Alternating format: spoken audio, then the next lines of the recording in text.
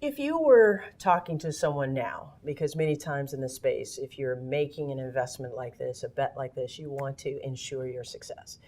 What would you do to say, here are the things that you will do well if you're now investing in your technology stack? This is what you should focus on. And here are some of the mistakes that I've seen made that you should avoid.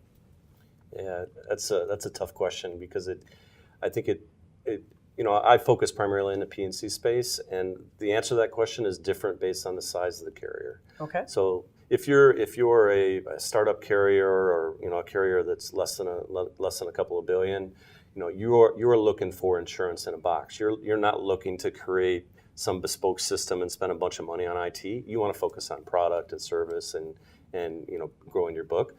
For those, there are systems available that you can get your new processes, capabilities up quick, easy, very little customization, and not let that be a significant driver. For the larger carriers, greater than 2 billion, especially the top 10, technology is their business, right? They have to reach out with the new kind of with the wave of autonomous vehicles and the wave of IoT and all of these things coming at us from a marketplace. They have to be able to react to that with their technology stack, and to do that, it's not a install let's do what everybody else is doing. It's very much let's create some bespoke capability in the integration and the digital layer, leveraging cloud technology, minimize the size of policy billing and claims, and let's focus on the customer. Are there mistakes to avoid that you've seen? Yeah, there's as with everything, there's kind of a me too, right? The CEOs of companies and boards of companies see, carrier A, B, and C picked this product, so I guess we better do that. I'm not sure that's the answer for all carriers. I think that's just the easy out. I think you really have to think about what's your focus in the marketplace. Is it commercial lines? Is it personal lines?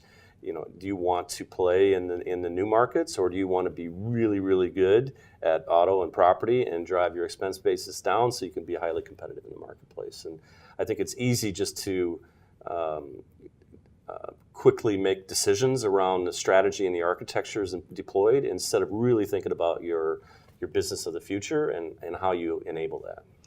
And I think what you just said is really key, because you spent a lot of time talking about the technology, but then you said it's really got to align back to what the business is trying to be. That's right. So what are some of the things that the business should focus on that really kind of connects this digital journey to kind of what you guys do, which is enabling that through the technology? Yeah, and that's always the key, right? We talk about these kind of transformation journeys, and how do you keep the legacy operations, your current book, how do you keep that happy and running and profitable, while changing the airplane engine while you're in flight, right? And bringing in these new insurtech plays, third-party data, all of the new kind of architectural and product concepts that we have to be able to adapt to. How do you do that at the same time?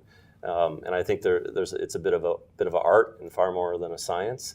But getting that bridging strategy right, and getting the business to think about, how are you going to leverage better data? How are you going to leverage third-party data? How are you going to leverage new analytics and information that you've never had at your fingertips today to drive the underwriting process, the pricing process, et cetera?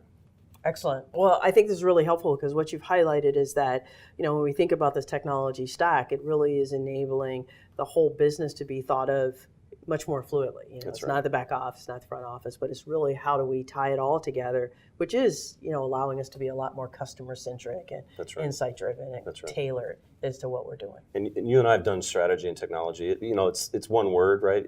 We have to do it together in a seamless fashion. And I think technology is finally catching up enough that we can actually pull it off, right? We can actually minimize our focus on the policy and billing and claim kind of turn the crank stuff, and really get into the exciting and differentiating components of integration and digital.